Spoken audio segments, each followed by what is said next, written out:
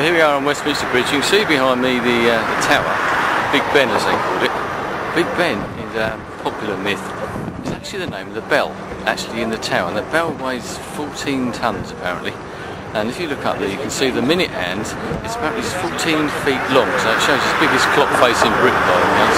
And the Big Ben bell itself, because there's 4 smaller bells as well, that only rings on the hour. And as you might be able to see, it's getting close towards 11 o'clock.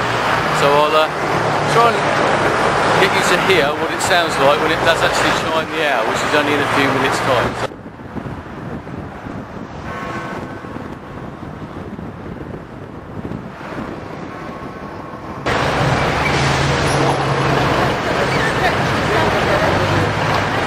I don't know if you can read what that statue said. Lots of statues around here, probably take lots of pictures of them, why not? This is a statue of Oliver Cromwell, who lived from 1599 to 1658, and obviously was famous for getting rid of the royalty and executing King Charles I. And hopefully, just down the road, I'll be able to show you later on where King Charles I was actually beheaded, banqueting hall, which is only about half a mile from here. This is just outside of Parliament itself. Another statue, this one, this is of Richard I, Richard the Lionheart as he was called. But I'll show you this because this is the back of the Palace of Westminster. If I come around, actually the sunny bit is quite a good place to see it. What I like about the building is the amount of detail in the stonework. As I said, this particular part of it was opened in about 1870, I think it was. Because the original Palace of Westminster burnt down in the 1830s.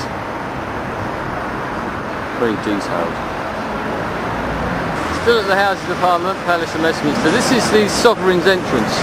You can see in front of me. This is where all the sort of hoi polloi, the ordinary people and visitors get in to actually go and sit in the galleries, etc., and have a tours around. But I'll just show you up. This is one of the great towers that you might have seen. And some of the detail on this, whether you can see it in this, I hope you can. But the sort of detail in the artwork, the stonework, stone masonry, whatever, is absolutely amazing. Come up, you can see the top.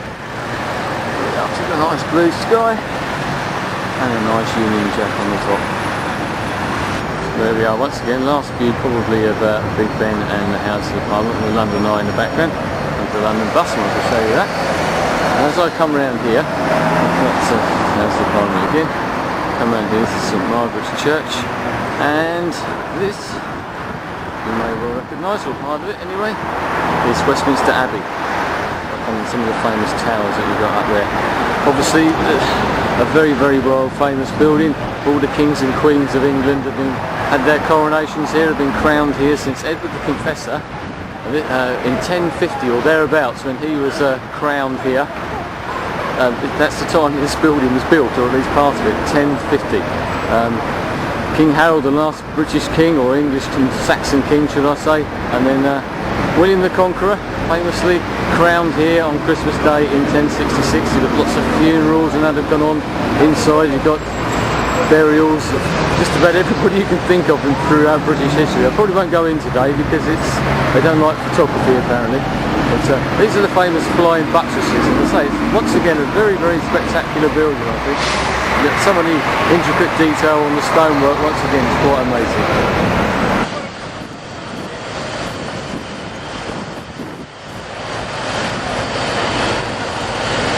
Well, I said there were lots of statues, there's 2 more. Nelson Mandela in the front there. Might recognise in a familiar pose, I suppose. Even got one of these nice patterned shirts on. And behind that's Sir Robert Peel, who started off the British Police Force over here. Another statue, and one I've never seen before in my life. I didn't realise this was here. For all you American people out there, American viewers, on the other side of the pond, Abraham Lincoln. There you go. That's what everyone will recognise this chap. Sir Winston Churchill, often named the greatest Briton of all time, famous war leader of course. These cabinet war rooms are literally just down the road here. If I swing around here, and I'm just going to do that now. And this particular road, still in Westminster Square here. This is Whitehall, the seat of government basically. Most of these, as I showed you earlier on from the eye, a lot of these buildings around here are government buildings, and that's where I'm heading next, right down the middle of the road.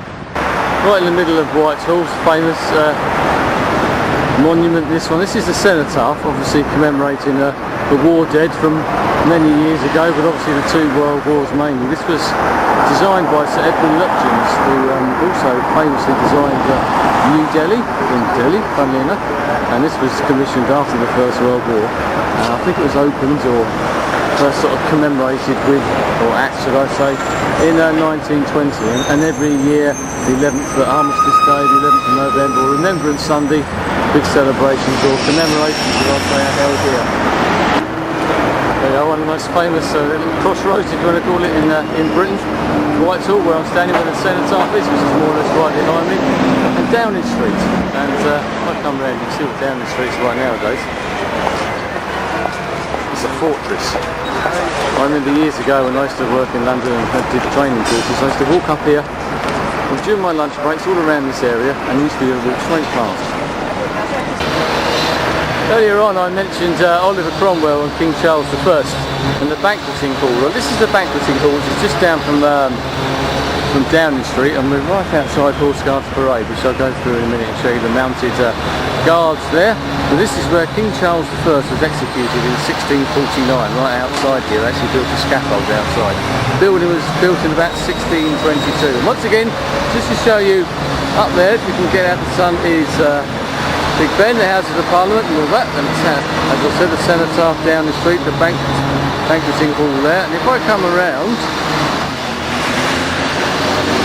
there's another statue, and that there is Trafalgar Square. I will be going there, but in a roundabout route. One of the most famous sights of London. Horse Guards, lifeguards, Queen's lifeguards, should I say. Mounted here, they've been here, they're usually outside actually, out into the road, because there's so much roadworks and things going on out there.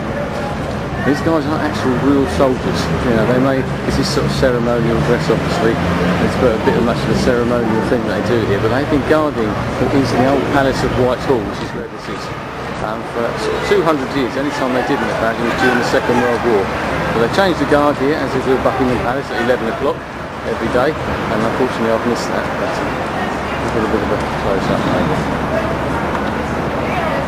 How they manage to stand still and have all these people around them, and the horses as well for that matter, is beyond me. I certainly couldn't do it. I want to scratch my nose or get an itch somewhere or other.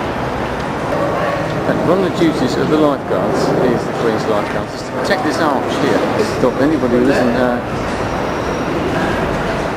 allowed by the Queen to actually come through this arch, because this comes out onto Horse Guards Parade, which is where grouping of the colour and all those sort of things do. So once again, just straight through from Whitehall, and he's got one of the guys here who's obviously guarding it in case I was trying to drive through. I only have to show a special ivory pass to get through here.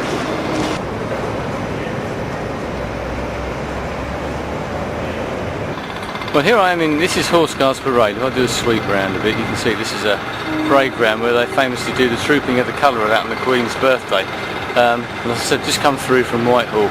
Right behind me, whether you can see it, those gardens behind me, those buildings, that is actually the back of 10 Downing Street. That is actually Downing Street there, and the gardens in the background. So, and apparently this whole area, if I come round here, you'll be able to see this is St James's Park behind me, where I'm going to walk to very, very shortly. Quite a nice area. It's quite a big area, but this used to be Henry VIII's sort of tilting ground, as they call it, his tournament ground. We used to hold tournaments, and it's still used now, obviously for trooping the colour and that sort of thing, ceremonial things like that as well.